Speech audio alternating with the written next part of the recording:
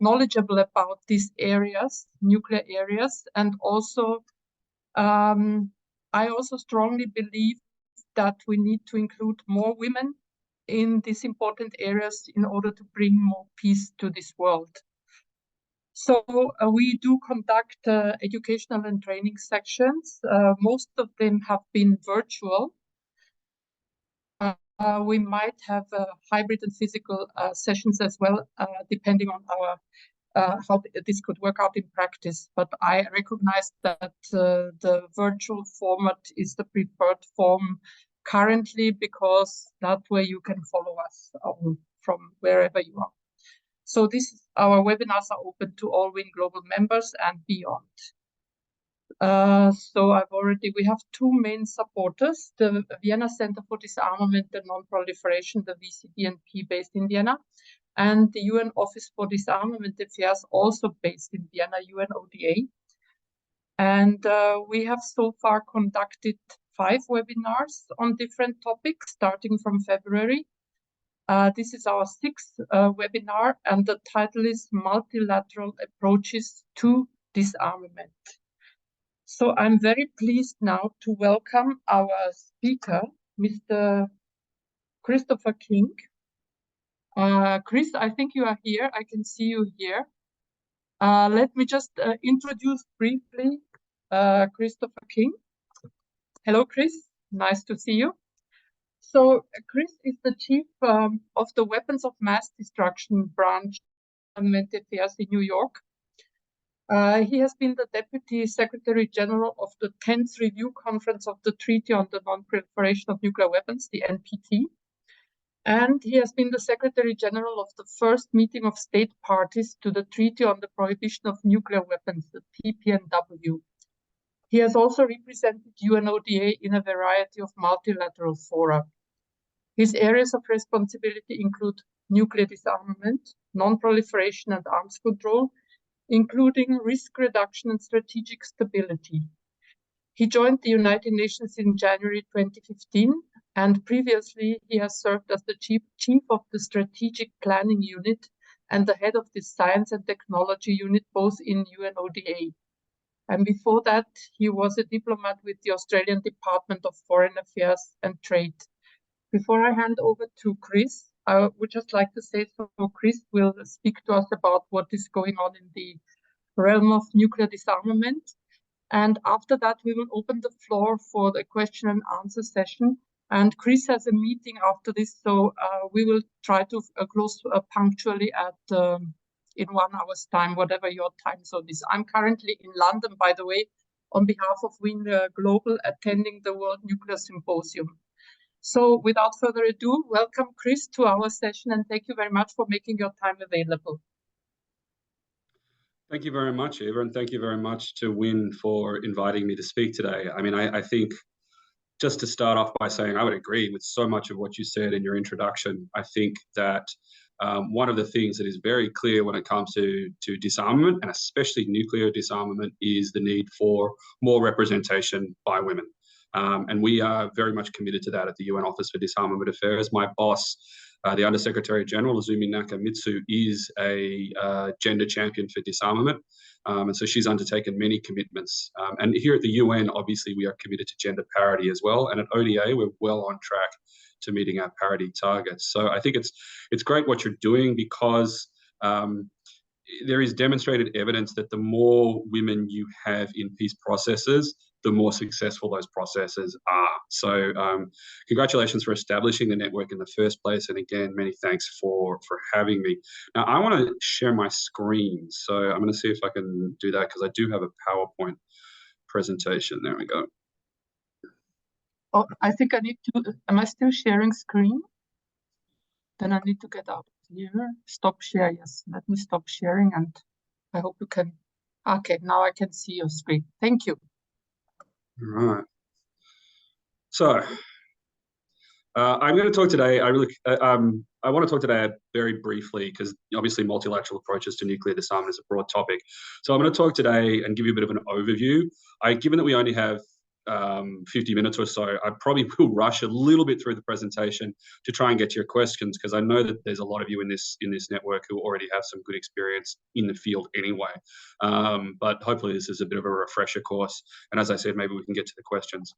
So I think when we talk about the nuclear disarmament and non-proliferation regime, which is a term that gets thrown around a lot, it's not a formal term, but really it's sort of a collection or a web of instruments and agreements and arrangements that are made up of, multilateral treaties like the Treaty on the Non-Proliferation of Nuclear Weapons, plurilateral instruments like nuclear weapon-free zones, bilateral agreements like, for example, New START and the bilateral arms control treaties that have existed between the United States and the Russian Federation, and even unilateral initiatives. So, for example, the presidential nuclear initiatives of the early 1990s that removed a lot of non-strategic nuclear weapons from delivery platforms. So I think when it comes to multilateralism, it is a difficult process. It is a lengthy process. It is a time-consuming process, and it's a very difficult process. And that's primarily because, obviously, when you're talking about multilateralism, you're talking about the entire world. So just by sheer volumes of actors and the points of view, it can be a difficult and time-consuming process. And the institutions that it creates can be sclerotic and are often subject to valid criticism about, only achieving lowest common denominators. But multilateral approaches produce lasting outcomes. Multilateral approaches are intended to be universal and therefore are binding on the entire international community. And multilateral approaches take into account the concerns and priorities of all states. So obviously, from the perspective of the United Nations, the preference is always to have a multilateral solution or a multilateral agreement or a multilateral instrument where you can. It's not always possible, but where you can, and particularly when it comes to nuclear weapons, because of the global impact of nuclear weapons, it's obviously important that all states have a say in dealing with those issues. So here we go. In terms of the multilateral non-proliferation and disarmament treaties, obviously, I put this in here, it's not a treaty per se, but the very first resolution of the General Assembly in 1946 established a UN Atomic Energy Commission, and that resolution called for the elimination from global arsenals of all atomic weapons and other weapons adaptable to mass destruction. And then in 1961, you have the Antarctic Treaty, and one of the provisions of the Antarctic Treaty was that nuclear weapons were not allowed to be stationed there. So it effectively made the Antarctica a nuclear weapons-free zone. In 1963, you have the conclusion of the Partial Test Ban Treaty, which, as you can see here, aimed to end nuclear weapons testing in the atmosphere, underwater, and outer space. Now, we get the Partial Test Ban Treaty is largely a response to the Cuban Missile Crisis, which had happened the year prior. And I think, as everyone knows, the Cuban Missile Crisis is about as close as the world has ever come to nuclear war.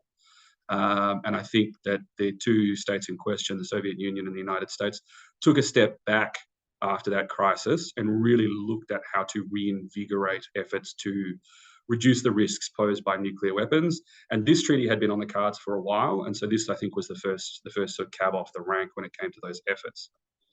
The most major outcome, though, of the sort of the post-Cuban Missile Crisis détente between the two was the NPT, the Treaty on the Non-Proliferation of Nuclear Weapons, which opened for signature in 1968, entered into force in 1970.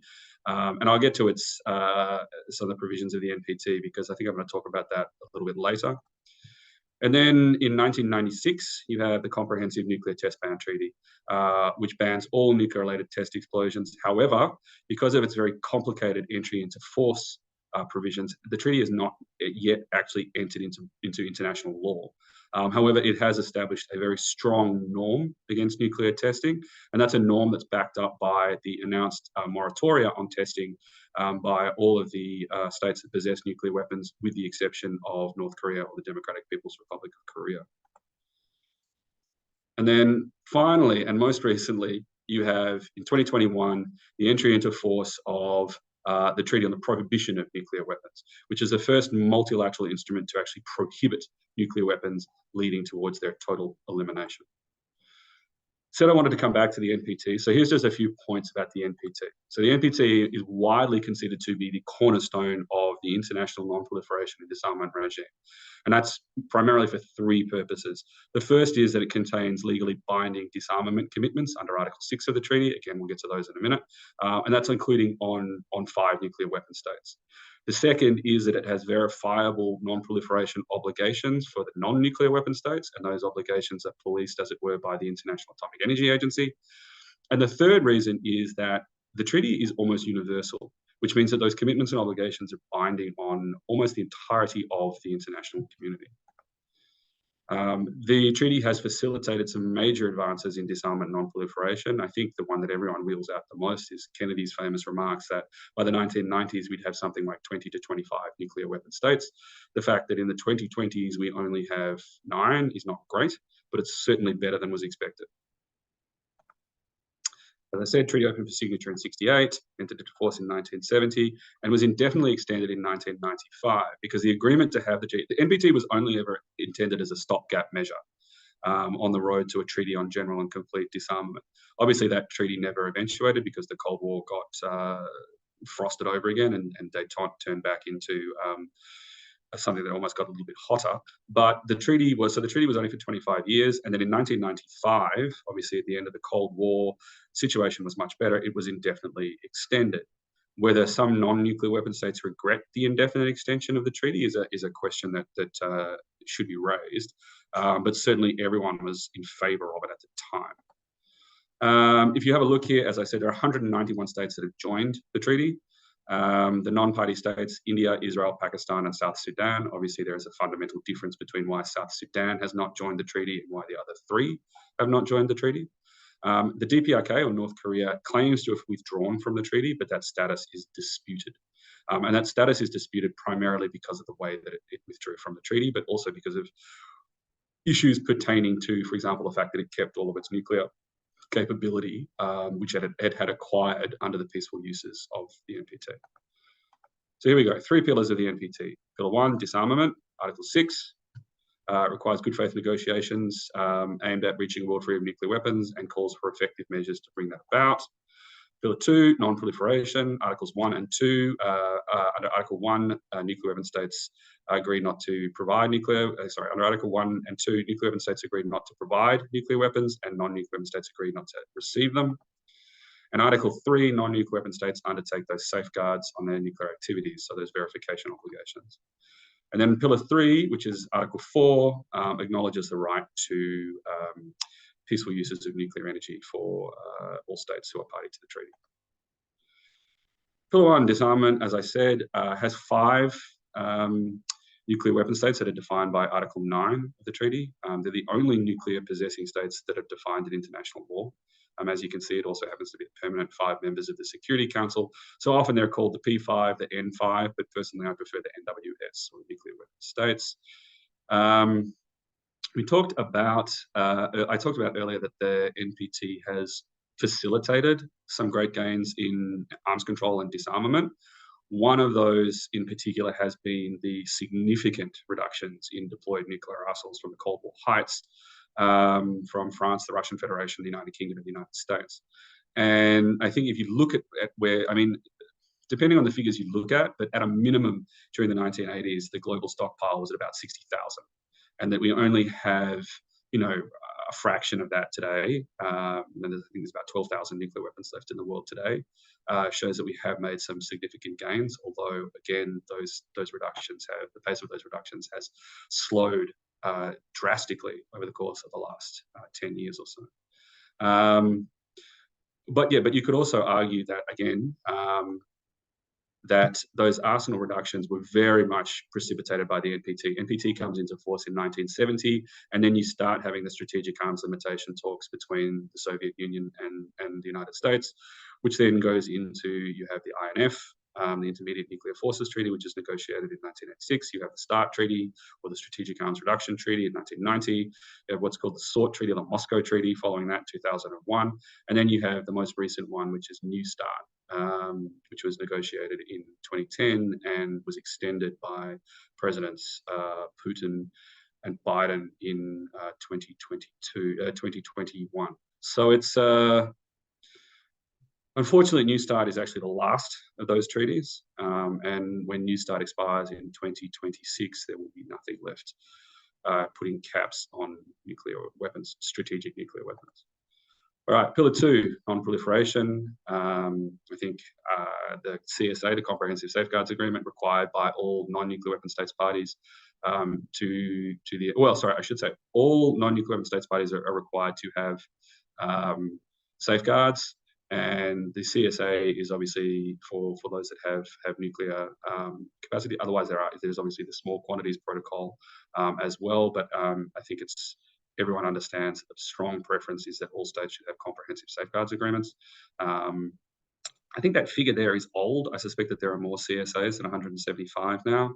But as you can see, that the IAEA has the right and obligation to ensure that nuclear material is not diverted to nuclear weapons or other nuclear explosive devices.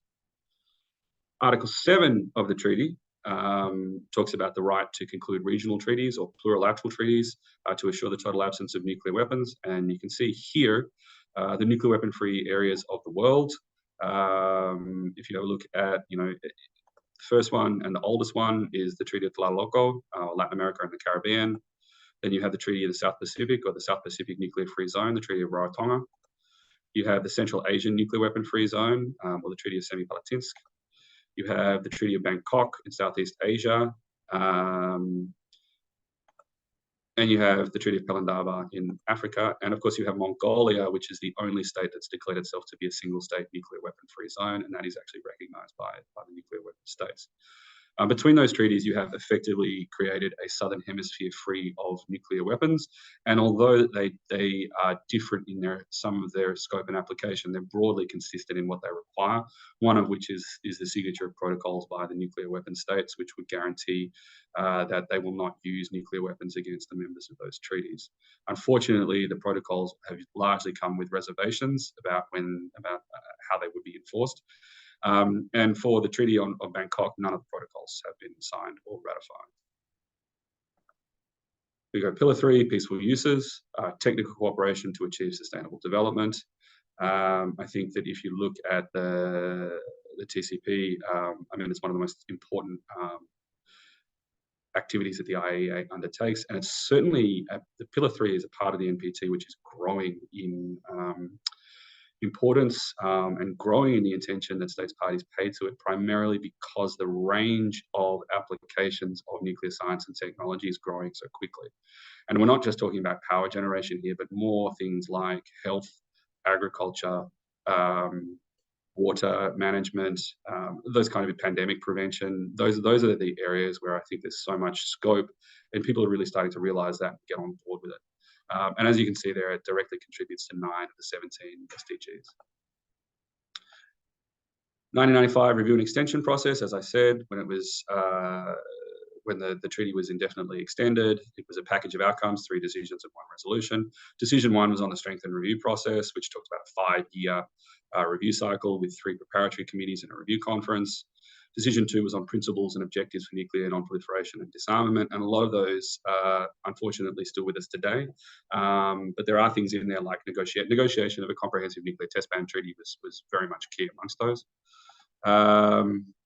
And decision 3 obviously was the indefinite extension. And then finally, 1 resolution. There was a resolution that states parties would work to create a zone free of nuclear weapons and all other weapons of mass destruction in the Middle East.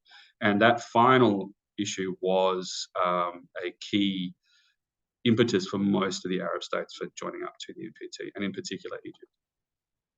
In terms of outcomes, particularly on disarmament, nuclear disarmament, you look at the outcomes from 1995, 2000, 2010. As I said, the review and extension to decision 2 talked about the CTBT, but it also talked about a fissile material or a treaty prohibiting the development of fissile material for nuclear weapons or other nuclear explosive devices, and it called for a reduction in nuclear weapons globally. In 2000, the review conference was able to agree to 13 practical steps in disarmament, again, talking about the CTBT, bringing it into force, talking about negotiations of an FMCT, reducing nuclear weapons globally, but most importantly of those 13 steps, in the 2000, the nuclear weapon states agreed to an unequivocal undertaking to eliminate their nuclear arsenals. Obviously, that has not been achieved. That is unlikely to be achieved anytime in the near future, but it certainly was a milestone agreement at the time, and it speaks volumes about where the world was at the time. And then you have down in 2010, you had the 64-point action plan, which talks a lot, I wouldn't say watered down, but it does get a little bit more granular in terms of the activities that nuclear weapon states have to do. And it's things like reducing global stockpile, but also things like diminishing the role and significance, preventing use. These are some of the points that relate to nuclear disarmament in the 2010, in the 64-point action plan. Outcomes in 2015 and 2022. There weren't any. We were unable to get consensus outcomes at either the 2015 review conference or the 2022 review conference. As you can see there, in 2015, the US and several of its allies broke consensus because, largely Israel, because Arab states were incredibly frustrated that there had been no progress on the 1995 resolution on the Middle East zone. And tried to accelerate that progress. The United States was very keen to ensure that Israel was not forced into anything, or could not be forced into anything, and they disagreed strongly with the language in the outcome document and therefore broke consensus and were supported by the UK and Canada. In 2022, last year in August, we had a draft outcome document that wasn't great, but it was a very good balance across all three pillars, and it had some useful things in it, such as accountability for past commitments in disarmament, strengthening the link between peaceful uses and the SDGs, and nuclear risk reduction. But because of the prevailing international climate, largely over the issue of the Russian Federation's invasion of Ukraine, it was a very tense conference, and there was language in there particularly related to Ukraine that the Russian Federation decided to break consensus over. Unfortunately, the Russian Federation decided not to announce it was breaking consensus until the last day, which meant that there really was not enough time to try and get a fallback option. So I think, though, the most important thing from a nuclear disarmament and a multilateral disarmament perspective to take away from this, that neither of the failures, or the failure to reach consensus at neither of those review conferences was due to opposition to the disarmament commitments. All states had agreed to the disarmament commitments under those draft outcome documents, and it's a real shame that they weren't able to be taken into effect, because I know that a lot of the states parties, for example, use them as political hooks to hang their policies on going forward. The second multilateral disarmament treaty that I want to talk to you about, and this is the baby in the family, is the Treaty on the Prohibition of Nuclear Weapons. The first multilateral nuclear disarmament treaty in over 2 decades, the first treaty to explicitly ban the possession of nuclear weapons. Very much rooted in the principles of humanitarian disarmament. So if you look at the structure of the treaty, for example, it has more in common with the Cluster Munitions Convention or the Anti-Personnel Landmines Convention than it does with the NPT. It's also very much rooted in the principles of humanitarian, based on recent studies into catastrophic consequences of nuclear weapons. And so what precipitated the TPNW were 3 conferences, one in Norway, one in Mexico, and one in Austria, on the humanitarian consequences of nuclear weapons, where they looked at a lot of more recent evidence about what would happen if a nuclear weapon was used, particularly in a populated area. And the findings are essentially that not only are there long-term environmental destruction caused by any use of nuclear weapon, and not only is there the issue of nuclear winter and so on and so forth, but any use of a nuclear weapon would cause a humanitarian catastrophe that no state, including the nuclear weapon states, likely has the capacity to respond to adequately. The treaty was adopted on the 7th of July 2017 and entered into force on the 22nd of January 2021. Currently has 68 states parties and 92 signatories. As I said there, Article 1 contains a comprehensive set of prohibitions on participating in any nuclear weapons related activities. And this is much broader and much, at the same time, much more specific than the NPT in terms of the prohibitions. So it's developing, testing, producing, acquiring, possessing, stockpiling, using or threatening to use nuclear weapons. It's deploying nuclear weapons on national territory, and it's providing assistance to any state in the conduct of prohibited activities. And that last one, I think, makes it very difficult for some of the nuclear weapon state allies who might otherwise be predisposed to join this treaty to actually do so. Under Article 5 of the treaty, states parties are required to take all appropriate legal, administrative, and other measures to prevent and suppress prohibited activities. And Article 6, and this is where I was talking about the humanitarian side of things, to talk about individuals or communities actually affected by the use or testing of nuclear weapons. And that's a very, very humanitarian disarmament construct. And then Article 7 actually requires states parties to cooperate on the implementation of the treaty. Okay, so last year we had the first meeting of states parties. The key outcomes were, one, the adoption of a declaration entitled Our Commitment to a World Free of Nuclear Weapons, which is probably the strongest multilateral disarmament declaration we've had in a very, very long time. Secondly, they adopted an action plan for the implementation of the treaty, and they established an intersessional work program to back that implementation plan up, that action plan up. Primarily based on universality, those positive obligations, as we say, which is the assistance obligations, and of course the development of what's called a competent international authority or authorities to verify the disarmament and elimination of a nuclear arsenal. There also are coordinators on gender and on complementarity with other nuclear disarmament treaties. And then finally, it established deadlines for the removal from operational status and destruction of nuclear weapons. So I think, as I mentioned at the start, times are not great when it comes to multilateral disarmament, particularly nuclear disarmament. And so the key question we have right now is, can multilateral approaches to disarmament weather the current geostrategic conditions? The risk of nuclear weapons being used is the highest since the 1980s. The Secretary General has said that on many occasions. We have new variables such as an increasingly multipolar world, the return to so-called great power competition, and the advent of emerging and disruptive technologies have given nuclear weapons a status not seen in decades. And at the same time, the guardrails that we have spent the last 70-odd years putting in place to prevent nuclear weapons and bring about their ultimate elimination are being eroded. So the key questions that remain for multilateral treaties is, first, can the NPT survive a third review conference without a consensus outcome? Second, can the TPNW continue to attract new membership in the face of global turmoil? Third, what needs to be done to ensure success at the 2026 NPT review conference? And fourth, what real gains can the TPNW make without the buy-in of nuclear armed states, or at least their allies? And this is a little bit provocative in some of those questions, but I think that they're four very important questions going on right now. I haven't really talked, I should say, about what we call the UN disarmament machinery. It's not in this presentation, but very briefly at the end, we have what's called the Multilateral Disarmament Machinery, or the United Nations Disarmament Machinery, which consists of the First Committee of the General Assembly, which is Peace, Security and Disarmament. And that's, as a General Assembly body, makes recommendations to, I should say, adopts resolutions that are not legally binding on member states, but can establish things like, groups of governmental experts, open-ended working groups, those kind of things. And they can also, in recent years, have been very much used to establish negotiating mandates for new instruments. And the TPNW is a case in point there. I think then you also have what's called the Conference on Disarmament, which is often referred to as the sole multilateral disarmament negotiating body. That body, which is based in Geneva, has not negotiated anything since 1995, and there's CTBT.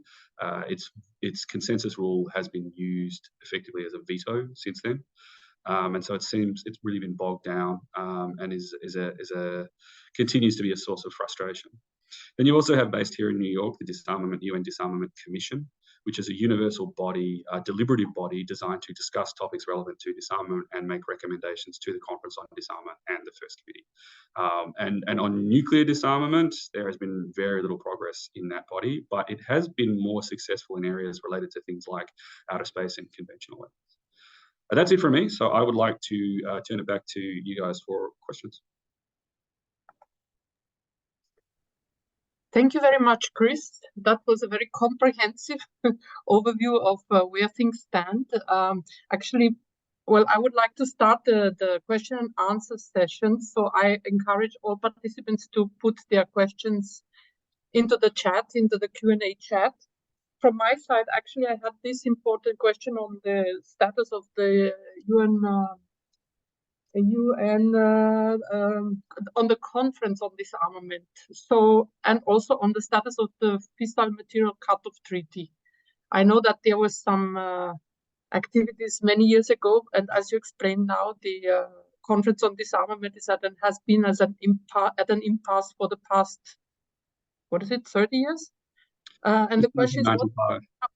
what's the way out? I mean, how can we ever achieve a nuclear disarmament? Because, as you know, in the NPT, the IAEA is in charge of monitoring the non-nuclear weapon states so that they place all nuclear material on their territory under IAEA safeguards, and they conduct inspections, etc., etc. But Article 6 is somehow kept very general, and there's actually nobody in charge of the disarmament, to my mind. There's no authority in charge of implementing Article 6 or taking care of the implementation like the IAEA does for Articles 2 and 3. And I think this is really one of the shortcomings. And we see nuclear weapon states refurbishing their nuclear arsenals, increasing their nuclear arsenals like China. So the question is, what's going to happen? How can we somehow bring this forward and make us aware that we only have one planet and we need to live in peace and get rid of all those weapons of mass destruction, in particular nuclear weapons? Not an ambitious question there at all, Eva. So let me see where I can kick that one off. Just to go back to the CD. So yeah, so the next. The CD effectively was and the CTBT is part of what was called a sort of a step-by-step approach to disarmament, which was kind of one treaty at a time. So it was supposed to be the NPT, and then you had the Chemical Weapons Convention, and then you had the CTBT, and the FMCT or the FMT, whatever you want to call it, was supposed to be up next. The biggest blockers of any negotiation on an FMCT for a long time, the biggest blocker was the United States, because they didn't want a verification mechanism. And it was only when the United States relented on the issue of having a verification mechanism that negotiations even sort of came into prospect. And I think that, but then once that happened, you had the smaller nuclear weapon states, and in particular Pakistan, who felt that a fissile material cutoff treaty would allow India, which has a much bigger domestic industry and has a much larger stockpile of fissile material, would place it in a much greater strategic advantage. So effectively, Pakistan blocked negotiations on an FMCT for years and is still blocking them. I mean, officially, it's Pakistan that is still blocking them. So I think that's a key reason. And so the big issue with the FMCT has always been: is it a cutoff treaty or is it a fissile material treaty? And what a lot of states have said, well, let's address that issue in the negotiations. We'll see the issue of existing stocks can be addressed in negotiations, but let's start negotiations. Unfortunately, Pakistan has not agreed with that. In the meantime, though, 4 of the 5 nuclear weapon states have announced moratoria on the production of fissile material for nuclear weapons. China has yet to do so. China refuses to do so because they claim that it's unverifiable and therefore not helpful to disarmament. Which I think brings me to the next question about the NPT, and you're talking about the issue of who polices disarmament. I mean, look, if you want me to, and obviously, this is all, by the way, these are my very personal opinions. These are not necessarily the official opinions of the Office for Disarmament Affairs. But I think if you look at very legally, if you look at the way that Articles 1, 2, and 3 are worded versus the way that Article 6 is worded, 1, 2, and 3 are much stronger from an international law perspective. And while Article 6 obviously contains strong commitments, it's very vague about what it's supposed to achieve. But if you look, I think the International Court of Justice in its 1996 finding said that it meant that the wording of Article 6 is such that not only did states have to conclude multilateral negotiations on nuclear disarmament, but they had to start them. And I think that's what we haven't seen. But again, that ICJ opinion is clearly not binding either. So I think it's a problem. And at the most recent PrepCom, which is the first PrepCom of the new cycle, which we had in August in Vienna this year, the key issue was related to transparency and accountability. How do you bring accountability for the implementation of Article 6? And the 2 suggestions that were put on the table was, 1, there should be an interactive reporting format during the PrepComs and the review cycle in which non-nuclear weapon states get to interrogate nuclear weapon states about their disarmament commitments and what they're doing to fulfill them. And the second part of that was that there should be an updated reporting form that all nuclear weapon states, a common reporting form that all nuclear weapon states have to fill in, that's got things like fissile material production, number of nuclear weapons, all of those things related to their arsenals that they then have to let non-nuclear weapon states know about, and then be questioned by those non-nuclear weapon states. It's not a perfect solution, obviously, but I think it's a useful first step if we can get it to happen. The problem, of course, is that China is very opposed to updating that common reporting format, primarily because they have always felt that they have a much, much smaller arsenal than either Russia or the United States, and that if they tell things like, if they publicly announce things like the fissile material production or the numbers of weapons and things like that, they will be put at a strategic disadvantage. The United States now, of course, and its allies now argue that, have made these allegations that China is rapidly increasing its nuclear arsenal to a point where it could have about 1,500 by 2035, and therefore that China needs to be transparent. But the transparency issue is, interestingly enough, it's one of the few areas where non-aligned movement states, Western European states, agree on the need for further progress. So I think when we talk about oversight of disarmament, that's a first step. My personal view is that the NPT is very much, we talk about NPT 2.0, which is the NPT that emerged after 1995. And that's the NPT that has really become the de facto negotiating body for everything related to nuclear weapons. And so with the CD in paralysis, the NPT has kind of taken over its role as a discussion forum and its role as a commitment forum for nuclear weapon states and non-nuclear weapon states to engage in those negotiations. And that, I think, is something that will carry forward with a lot of other outside processes that are likely to feed into it, including the TPNW, including the P5 process, which is an informal process between the nuclear weapon states on confidence building measures. Okay, interesting. I also have a question regarding, well, you said that the 4 nuclear weapon states except China committed to a moratorium on nuclear testing. No. So far, China has committed to a moratorium on nuclear testing. So all 5 nuclear weapon states. And India and Pakistan. So, but now we have the situation in Ukraine. So there's no nuclear. It's not a question of nuclear testing, but a threat by a nuclear weapon state against a non-nuclear weapon state to use nuclear weapons. So, which nuclear law, which international provisions, legal provisions, are applicable to this? I mean, how can this be that the nuclear weapon state is allowed to make such a threat under international? I mean, if you were looking at, I mean, I think you could argue very safely that threats to use nuclear weapons fall under the UN Charter. I mean, it's a clear violation of the UN Charter, but it's a threat to use force. And in this instance, because of the level of force that has been threatened to use, obviously it's a very serious violation of the Charter. The Russian Federation will argue that it has not actually threatened to use nuclear weapons, ergo it's not a violation of the Charter. But that's the basis in international law, is that it's a threat to use force, therefore it's a threat against the Charter. And we get in the issue of threats to use nuclear weapons is a tricky one, because there's a lot of states that argue that the simple existence of nuclear deterrence is a threat to use nuclear weapons. But I think that from a pragmatic perspective, there's a big difference between deterrence and what we've seen from the Russian Federation in Ukraine, which is is effectively nuclear blackmail. And we need to remember too that threat is not necessarily against Ukraine as such, it's against NATO, because what they're clearly trying to do is prevent NATO from actually entering the conflict. And that's we call it nuclear coercion, and it's the first time we've seen it openly in the history of nuclear weapons. Yeah, I agree. I'm just looking here at the chat. I can't see any questions, but I think, Agostina, you have a question regarding the role that the TPNW could play. How realistic is to think that that treaty will first of all, be complementary to the NPT and also achieve this goal of a world free from nuclear weapons, when even countries such as Japan, for example, do not join the treaty.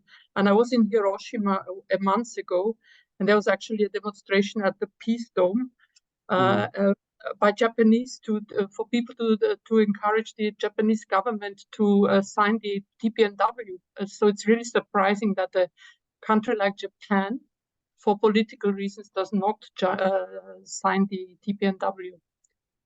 Yeah, well, I think Japan's in a very difficult position, and I think the provisions of the TPNW are such that any assistance or to a nuclear weapon state is prohibited under the treaty. So you can't be in a nuclear alliance and join the treaty, which is fair enough because that's what the treaty is for. It's about eliminating nuclear weapons. So you don't want to have that grey zone like you have in the NPT.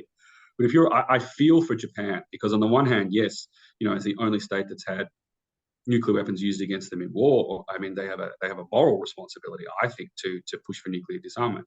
But on the other hand, their strategic environment is very worrying for them, particularly from North Korea. And so, for them, they're in a very, very tough situation. So I would argue that for them, it's a security issue, not such a political issue. In terms of when and where they join the treaty, I feel the same way about Australia, to be honest, which is to say that I feel like if Australia or Japan could go to the United States and say, hey, look, we'd love to be allies with you, but we want to exclude the nuclear component from that alliance. I just don't know whether the United States would say, look, it's all in or it's all out. And the way that things are going in that region of the world, I don't think either Japan or Australia are in a position to be backing out of the whole alliance right now. And Australia, unlike Japan, for example, will be sending an official observer will be attending the second meeting of states parties to the TPNW as an observer. Japan's not even prepared to do that at this point in time. At least that's a step forward, I think, a positive step forward by Australia to send an observer. But in terms of the TPNW and what it can do, I mean, look, there's no doubt in my mind that the drafters of the TPNW intended it to be complementary to the NPT, and I don't think we've seen any evidence as yet that it's not complementary to the NPT. I mean, and let's remember that all of the states parties to the TPNW are also all states parties, well, with the exception of two, are all states parties to the NPT as well. And the two that aren't are the Cook Islands and Niue, who have a status issue in terms of their statehood and their relationship with New Zealand. So that's why they're not in the NPT. But yeah, I mean, from a complementary perspective, I think we here at the UN see the TPNW as an effective measure under Article 6 of the NPT. Whether or not it can achieve what it wants to do is another question entirely. And so I think it's the treaty. What I like to say is the treaty is very much in its early days. It's got a long way to go before it can be fully implemented, let alone a nuclear weapon state. If a nuclear weapon state joined the TPNW tomorrow, it would be really interesting to see how that actually played out in terms of the dismantlement and all those kind of things. And there are two ways that you can join the treaty. One is to dismantle and join, but that dismantlement still needs to be verified. And at this point in time, there is not a competent international authority that can verify the dismantlement. So that I think is an issue. But further down the track, I think it will be a very, very important instrument. And right now, I don't think it needs to. I mean, you hear like, the TPNW has not disarmed a single weapon. I don't think it needs to right now because right now it's very much a voice of moral suasion, and it's very much placing a spotlight on issues related to the humanitarian outcomes of any use of nuclear weapons. And I think that's a very, very important lens through which we have to view these issues. I don't know, Chris, whether we have time for one more question by Zumrat. She writes, please explain about the adoption of the declaration, our commitment to a world free of nuclear weapons. So I think for the world free, for the declaration, it was, this happens a lot in multilateral treaties. It happened at the Anti-Personnel Landmines Convention, at the Cluster Munitions Convention, that first meetings of new treaties tend to adopt declarations of their intentions as, what states parties want from the treaty. And so what that declaration very much clearly lays out is the importance of a nuclear weapon-free world, why we need a nuclear weapon-free world, how we can get to a nuclear weapon-free world, and the fact that states parties are very much committed to a nuclear weapon-free world. I think if you're talking about like the adoption, the negotiations on that, so the first draft of that came from the president of the conference, who's Alexander Kment, who is Austrian. He was the chair of the first, he was the president of the first meeting of states parties from the Austrian Foreign Ministry. He drafted, and then that was put out for negotiation. I think the only point of contention was a reference to Russia and Ukraine that had gone into that, and particularly under the threats to use, because that's a big difference between the TPNW and the NPT is the issue of threats. Because the NPT does not address threats, whereas the TPNW does. But ultimately, yeah, it's a very high level political document that outlines the importance of achieving war-free nuclear weapons, the role of the TPNW in achieving a war-free nuclear weapons, and the commitments of states parties to achieving that goal. Okay. If there's any more, I can take another one. I've got a couple more minutes. Well, hey, Chris, well, from my side, I think you have answered. I had this, especially the question on the conference on disarmament, because I know it's sitting there in Geneva, but nothing is really happening. And I'm really wondering what would be the way forward in... Honestly, even my perspective on the way forward in the CD, and sorry, I should have answered this before. My perspective is that the CD is basically a body that's dealing with nuclear disarmament as if it's still 1996. Yeah. And that's something that really needs to change. So if you look at the program of work and the agenda that they consistently try to adopt, it's the same one. And clearly that's just not going to fly in 2023. And so trying to work out how we can move that agenda forward, I think would help in breaking the deadlock in the CD as well. But certainly, you know, as I said, it's a much more multipolar world, a much more multipolar nuclear order. You know, modern technology, emerging and disruptive technologies have very much changed the face of disarmament. There's a lot of stuff that could be happening in the CD that's not happening because it's hidebound by a very old school approach to multilateral disarmament. Well, and we have also all these novel technologies that are developing that may also have an impact that is not, they are not even handled anywhere yet, neither in nuclear export controls nor in the disarmament area. So a lot of new challenges are coming up, I think. We have one more question, whether you could kindly share your presentation, whether we can put it, if you send it to us, to Agustina and myself, and we can put it up on the website together with the recording. Sure. So I think now it's 10 minutes to your next meeting.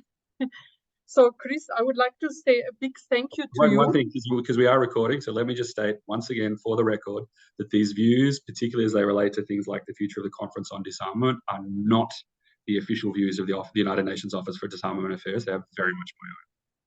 We understand that, Chris. Thank you very much.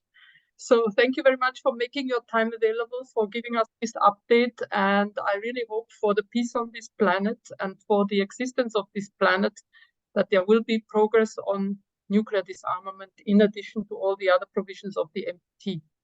So thank you very much for this, Chris. And I also thank to the audience for being here today. And we'll keep you informed of our next webinar. Thank you very much. All the best. Thank you. Bye-bye.